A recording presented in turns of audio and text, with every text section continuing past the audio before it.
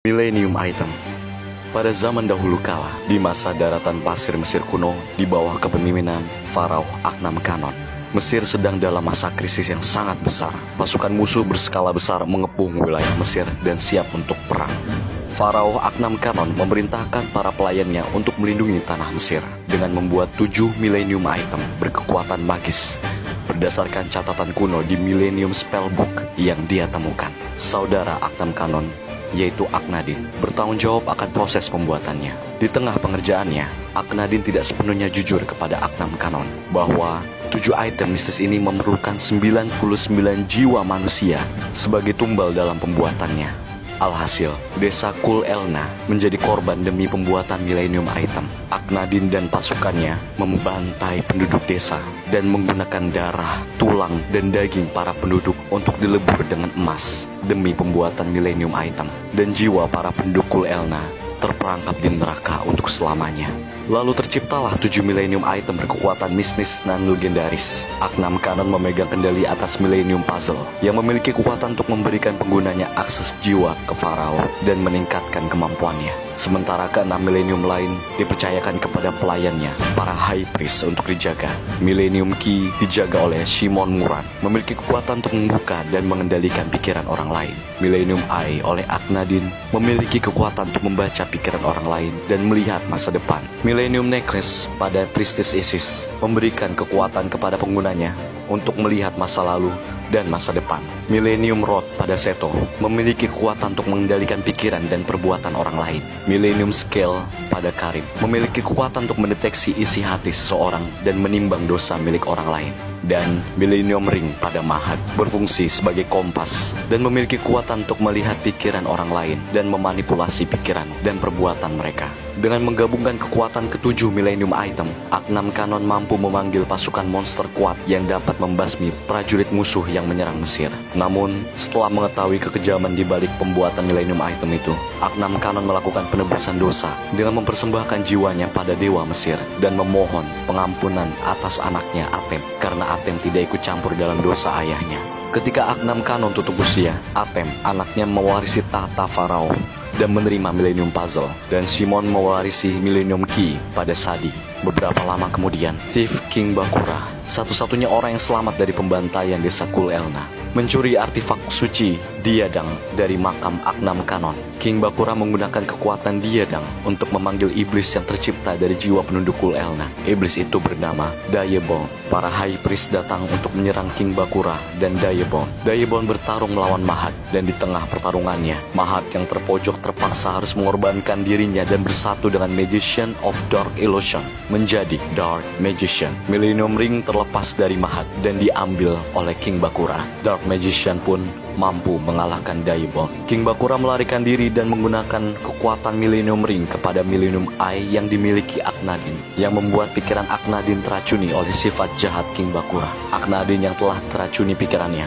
bekerja sama dengan King Bakura untuk menghancurkan Apep. Dengan kemampuan mereka, Aknadin dan Bakura mengumpulkan Millennium Item lain dan berniat untuk memanggil dewa kehancuran, Zork Necrophades. Aknadin berusaha mengajak Seto untuk bergabung ke pihaknya, namun Seto menolaknya, yang berujung pada duel antara Seto dan Kisara dengan Aknadin, yang berakhir dengan kalahnya Aknadin. Bakura yang telah mendapatkan ke-7 Millennium Item berhasil mensummon Zork Necrophades untuk menghancurkan peradaban Mesir. Atem bersama dengan High Priest lain berjuang untuk melawan Zork Necrophades. Shimon mensummon Exodia untuk bertarung dengan Zork.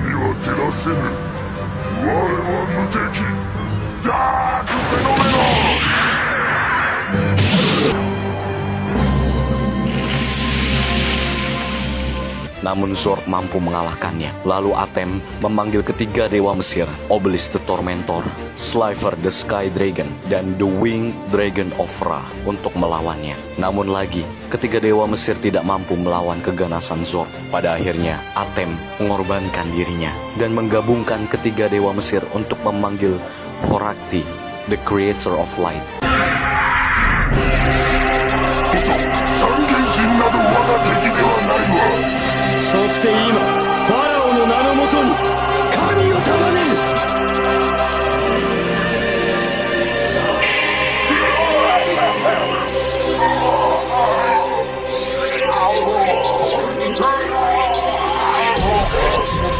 光の創造師ホルアクティ。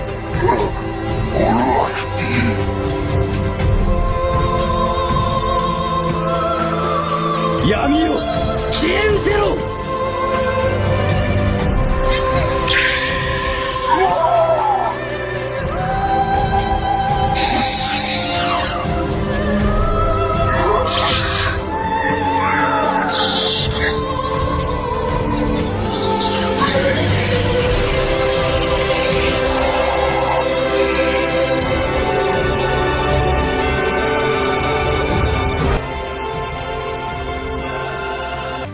Horakti bertarung dengan Zord. Dengan kekuatan absolut Horakti, Zord mampu dikalahkan dan Mesir kembali mendapatkan kedamaian. Namun, efek dari pertempuran ini, jiwa Atem tersegel di dalam Millennium Puzzle dan pecahan jiwa Zord tersegel dalam Millennium Ring. Dan hingga saat ini, Millennium Item tersebar dan dimiliki oleh beberapa orang. Millennium Puzzle dimiliki oleh Yugi Muto.